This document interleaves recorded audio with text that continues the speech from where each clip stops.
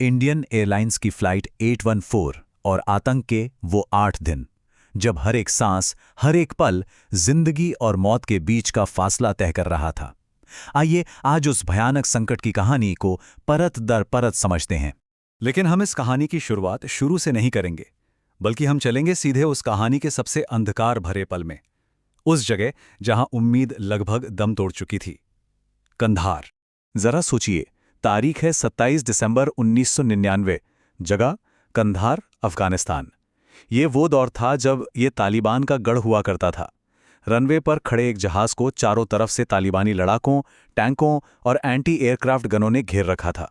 हवा में सिर्फ बारूद और दुश्मनी की गंध थी।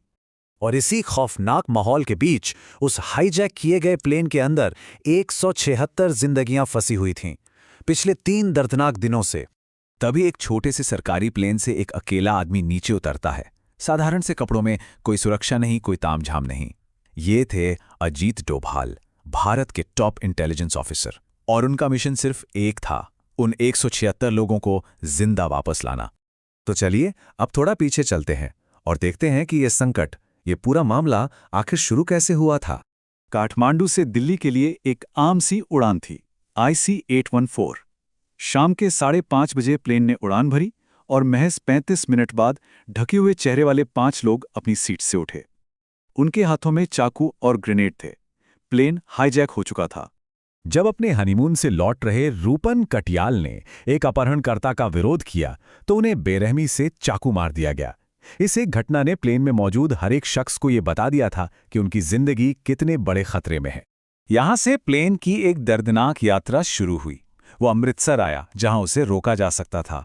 कमांडो पूरी तरह तैयार थे, लेकिन दिल्ली से कोई आदेश ही नहीं आया और वो एक सुनहरा मौका भारत के हाथ से निकल गया। इसके बाद प्लेन लाहौर, दुबई से होता हुआ आखिरकार कंधार पहुंच गया। प्लेन के अंदर का माहौल अब बदल रहा था। पहले दिन जो डर था, दूसरे दिन उसकी जगह थकान ने ले ली थी और तीसरे दिन तक वहां सिर्फ एक अजीब सी, एक टूटी हुई खामोशी थी। 176 लोग बस एक दूसरे को देख रहे थे, मानो अंदर से टूट चुके हों। और अपहरणकर्ता लगातार धमकियां दे रहे थे कि अगर उनकी मांगें नहीं मानी गई तो वो प्लेन को उड़ा देंगे। तो चलिए अब देखते हैं कि दिल्ली के क्राइसिस रूम में क्या हो रहा था, जहां सारा बोझ प्रधानमंत्री के कंधों पर था। प्रधानमंत्री अटल बिहारी वाजपेयी के सामने एक ऐसी दुविधा थी, एक ऐसा धर्म संकट था जिसका कोई आसान जवाब नहीं था। एक तरफ 176 बेगुनाह जिंदगियां थीं, तो दूसरी तरफ आतंकवादियों के आगे झुकने से देश के सम्मान पर लगने वाला दाग। कोई भी फैसला आसान नहीं था और हर रास्ते की कीमत बहुत बड़ी थी। 75 साल के वाजपेयी पर इसका व्यक्तिगत असर बहुत गहरा था।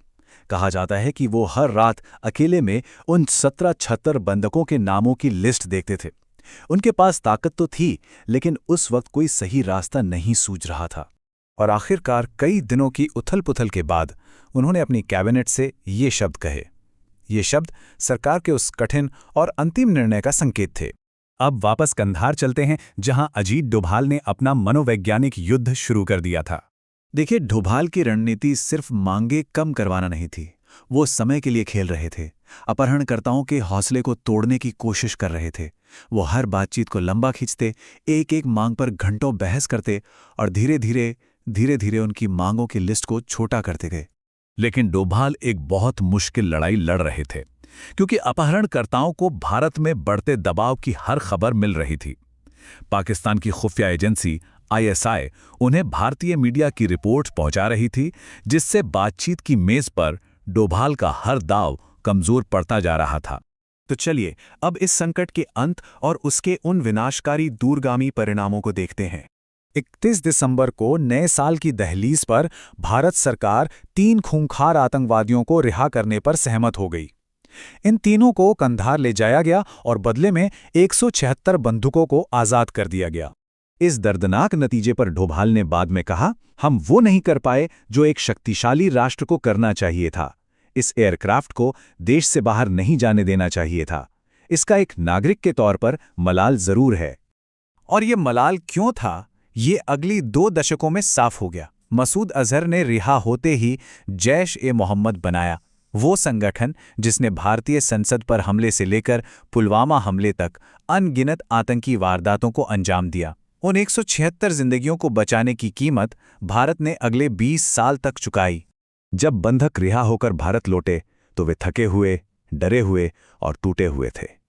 जब उनसे भारत माता की जय बोलने के लिए कहा गया तो उन्होंने कोई जवाब नहीं दिया। वो खामोशी सिर्फ डर की नहीं थी, बल्कि उस थकान की थी जो 7 दिनों तक मौत के साये में रहने के बाद आती है।